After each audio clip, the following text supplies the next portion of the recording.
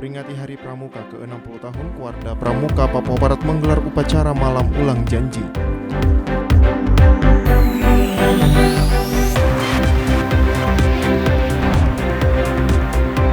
Kapolda meminta kepada seluruh Kapolres di wilayah Polda Papua Barat segera melaksanakan vaksinasi dan bekerja sama dengan pemerintah daerah setempat dalam upaya menekan penyebaran COVID-19.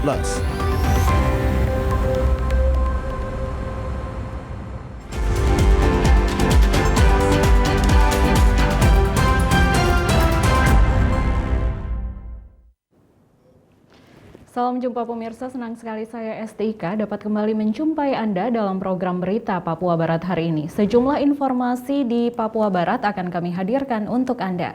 Inilah berita selengkapnya. Pemirsa, dalam rangka memperingati Hari Pramuka ke-60 tahun, Keluarga Pramuka Papua Barat menggelar upacara malam ulang janji yang berlangsung di gedung kantor Keluarga. Upacara malam ulang janji berlangsung secara sederhana di tengah situasi pandemi COVID-19 yang masih melanda Indonesia. Malam ulang janji dipimpin langsung Ketua Keluarga Gerakan Pramuka Papua Barat Muhammad Lakotani. Malam ulang janji merupakan salah satu rangkaian peringatan Hari Pramuka yang dilaksanakan pada malam menjelang tanggal 14 Agustus. Inti acara ini adalah perenungan terhadap usaha dan karya yang telah dilakukan oleh setiap pramuka demi kepramukaan, serta mengulang pengucapan janji Satya Pramuka. Ketua Keluarga Papua Barat Muhammad Lakotani kepada sejumlah media mengatakan, tradisi yang dilakukan ini sebelum memasuki perayaan ulang tahun Pramuka pada tanggal 14 Agustus yang selalu dilaksanakan setiap tahunnya, untuk menyegarkan kembali ingatan dan komitmen dari seluruh anggota Pramuka akan nilai-nilai daripada Tri Satya. Muhammad Lakotani mengatakan malam ulang janji ini tidak hanya menjadi sebuah seremonial saja, tetapi bagaimana ini bisa terpatri dalam kehidupan mereka. Menjadi tradisi di Gerakan Pramuka menjelang pelaksanaan hari ulang tahun atau Hari Pramuka yang kita kenal dengan Hari Pramuka. Itu selalu dilaksanakan untuk kemudian menyegarkan kembali komitmen, ingatan dan komitmen tentunya dari seluruh anggota Pramuka akan nilai-nilai daripada Tri Satya.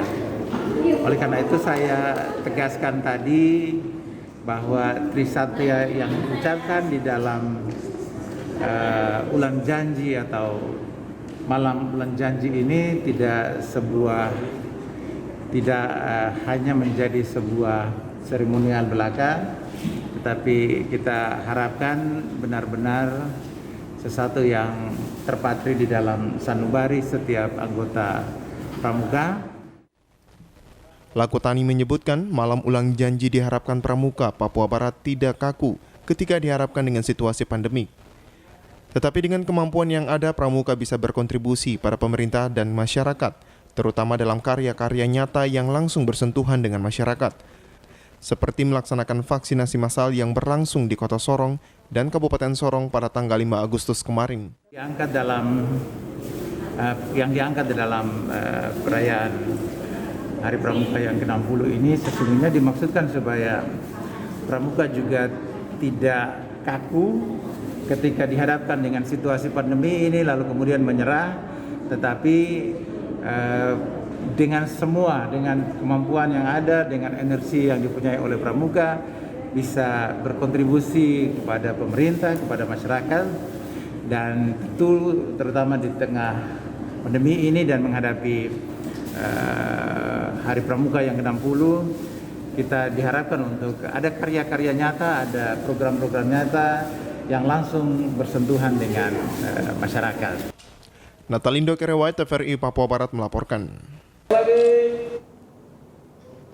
Pemirsa, Akpol 91 Polri Peduli melaksanakan vaksinasi massal yang berlangsung di halaman Gereja Petrus Amban dan ditargetkan penyuntikan vaksin hari ini mencapai 300 orang. Akpol Angkatan 91 Polri Peduli dan Polda Papua Barat bersama Dinas Kesehatan Provinsi Papua Barat melaksanakan vaksinasi massal yang berlangsung di halaman gedung Gereja Petrus Amban Sabtu 14 Agustus 2021. Vaksinasi yang berlangsung sejak jam 9 pagi tadi disambut baik oleh masyarakat.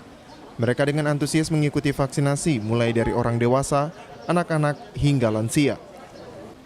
Kabid Dokes Polda Papua Barat Dr. Bambang Pitoyo Nugroho berharap vaksin yang dilakukan sekian kalinya oleh Polda dan Akpol 91 diharapkan dapat memutus mata rantai penularan COVID-19 di wilayah Papua Barat. Pitoyo menyebutkan, vaksinasi yang berlangsung selama sehari ditargetkan mencapai 300 orang yang akan mengikuti vaksin.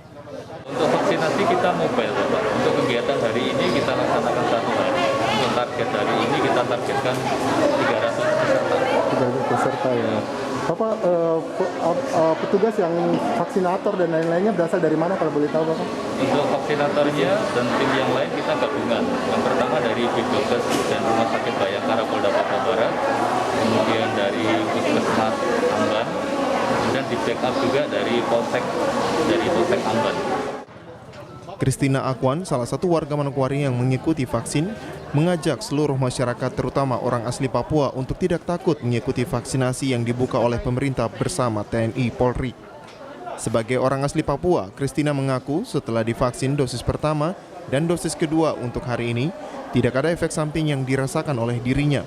Untuk itu ia berharap apa yang sudah dilakukan pemerintah sebagai upaya mereka dalam memberikan rasa aman dan sehat kepada warga agar terhindar dari COVID-19.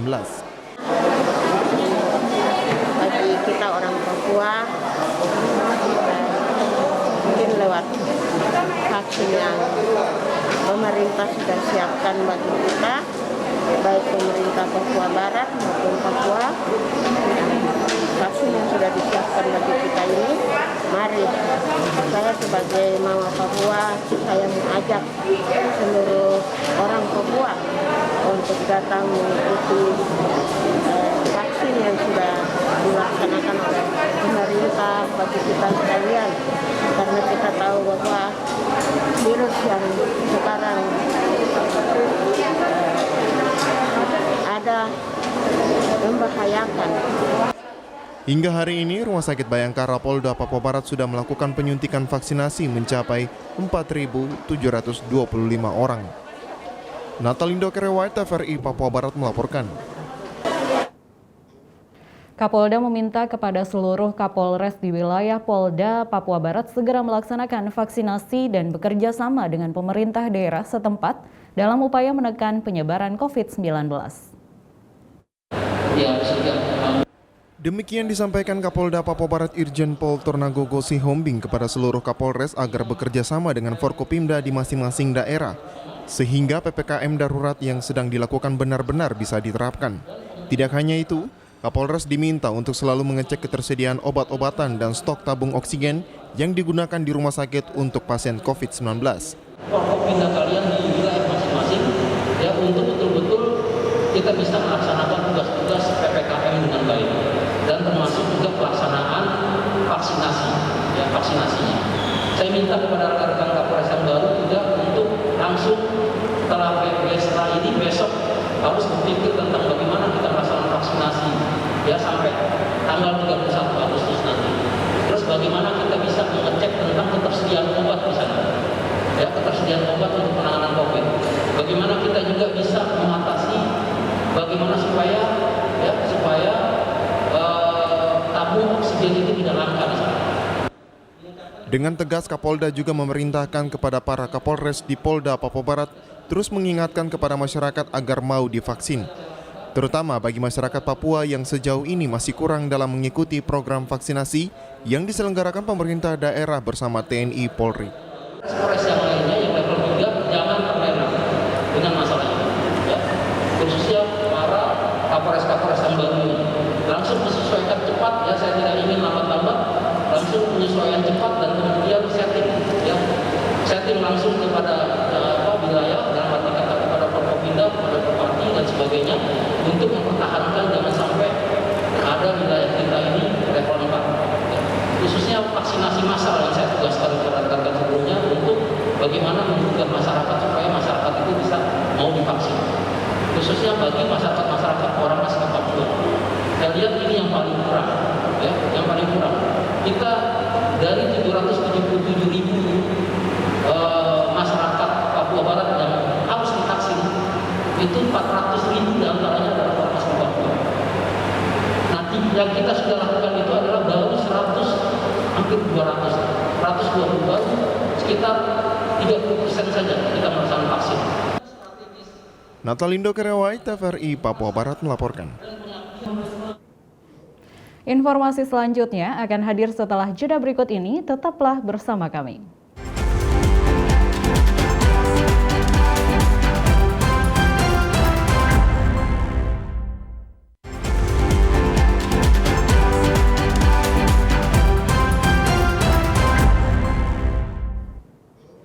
Terima kasih Anda masih bersama kami. Pemirsa, penyidik pidana khusus Kejaksaan Negeri Sorong menyita 180 dokumen berkaitan dengan penyidikan dugaan tindak pidana korupsi. Alat tulis kantor pemerintah daerah Kota Sorong tahun anggaran 2017. Setelah lama tidak terdengar perkembangannya, akhirnya penyidik kejaksaan mengumumkan telah menyita 180 dokumen yang berkaitan dengan penyelidikan kasus dugaan tindak pidana korupsi pengadaan alat tulis kantor Pemda Kota Sorong tahun anggaran 2017.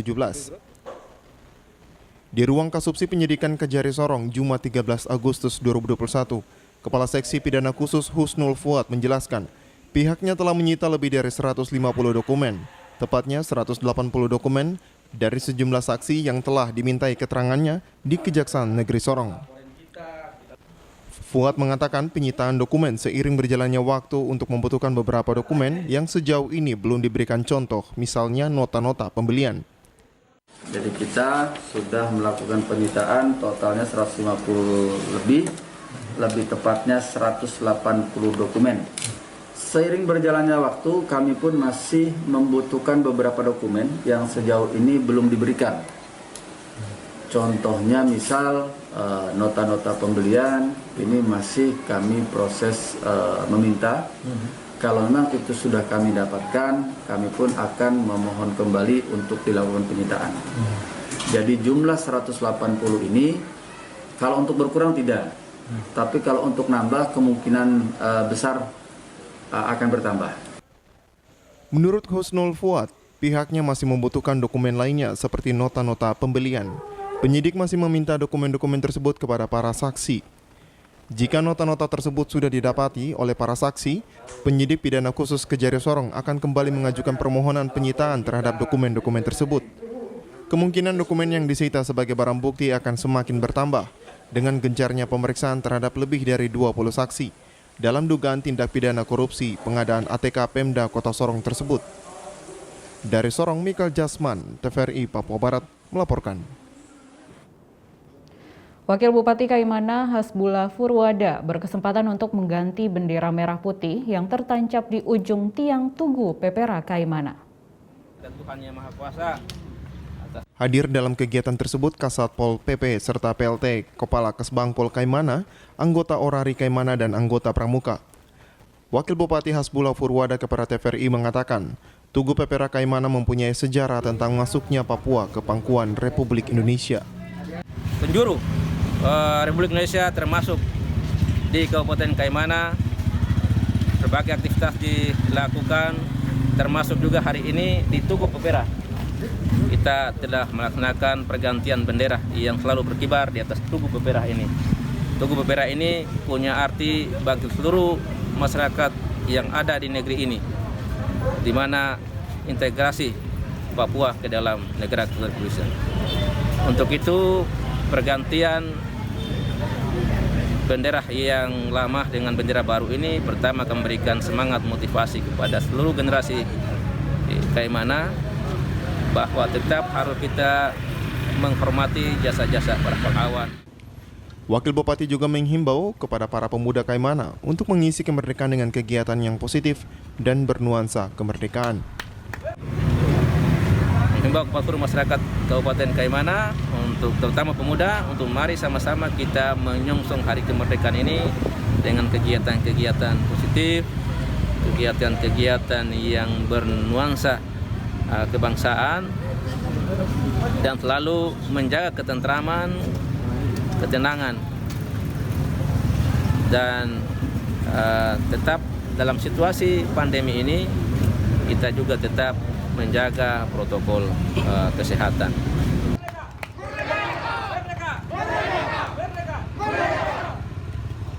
Setelah diganti bendera merah putih yang lama dengan yang baru, para tiang Tugu Pepera Kaimana dilanjutkan dengan pembagian merah putih kepada para pengendara yang melintas di kawasan jalan tersebut. Dari Kaimana, Arfad Jempo, TVRI Papua Barat melaporkan. Pemirsa, Gubernur Papua Barat Domingus Mandacan Jumat 13 Agustus kemarin melaksanakan ujian seminar tesis dengan harapan bisa mendapat gelar Magister Manajemen Keuangan Daerah. Ujian seminar tesis Gubernur Papua Barat Domingus Mandacan dilaksanakan secara virtual dengan penguji yang berasal dari Universitas Cendrawasih dan Universitas Papua.